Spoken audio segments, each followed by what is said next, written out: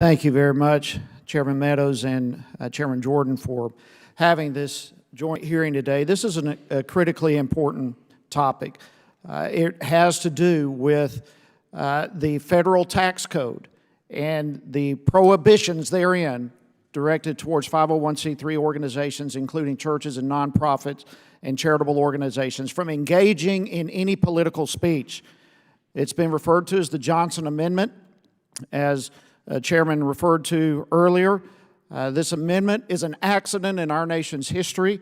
It came about even under the full admission of the IRS as an attempt to get back to the opposition of a legislator. That's where this came from. And it has been used now for over 60 years as a bully stick to intimidate churches and charitable organizations into silence. Most of us are not aware of the selfish motive behind this amendment. Most people probably think that this is part of our tax code because it's rooted in the Jeffersonian principle of separation of church and state. But that's not where it came from. While it's true that our founders believed that our country should not establish a national church, they did establish the First Amendment, which prohibits any law from curbing the free exercise of religion, which has as its core the freedom of speech.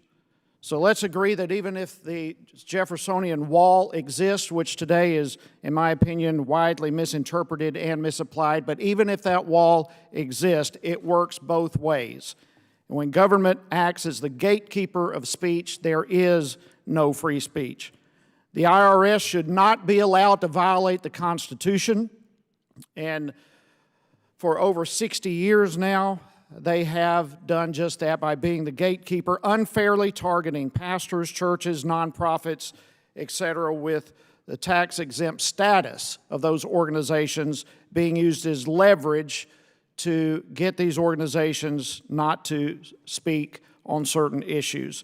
Prior to being a member of Congress, I was a pastor. I know full well the extent to which the intimidation and the cloud of doubt that is laid over our heads on this issue censors so many individuals from being engaged.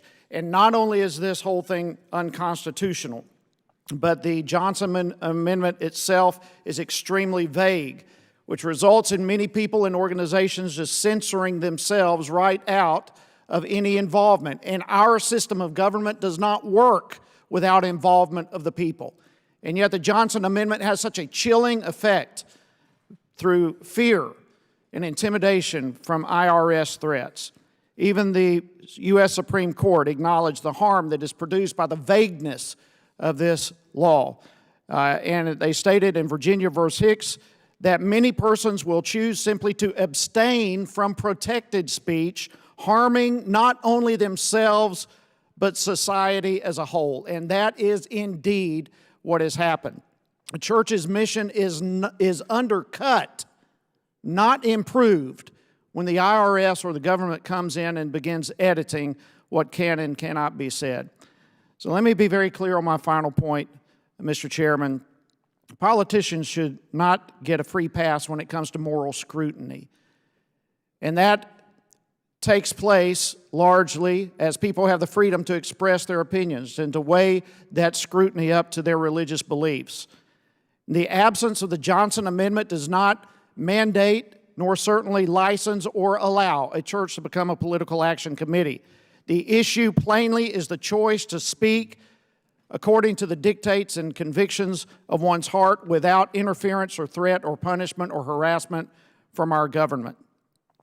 To speak the conscience of an issue, especially in its relationship to the exercise of religion, is a cherished belief and foundation that we share as Americans, and it's simply not the role of government to police speech. While this is not a legislative hearing, it is for these reasons that Majority Whip Steve Scalise and I introduced H.R. 781, the Free Speech Fairness Act, which would provide a carve-out to the Johnson Amendment and allow 501c3 organizations to engage in political discourse in the normal course of business with de minimis associated expenses. And while I greatly appreciate the President's executive order today, directing the Department of Treasury and Justice on the Johnson Amendment, I believe it's time that we rid our nation of this unconstitutional law by way of legislative action. And with that, I look forward to this hearing. Thank you for being here today, and I yield back. I thank the gentleman. Thank Mr. Meadows as well. And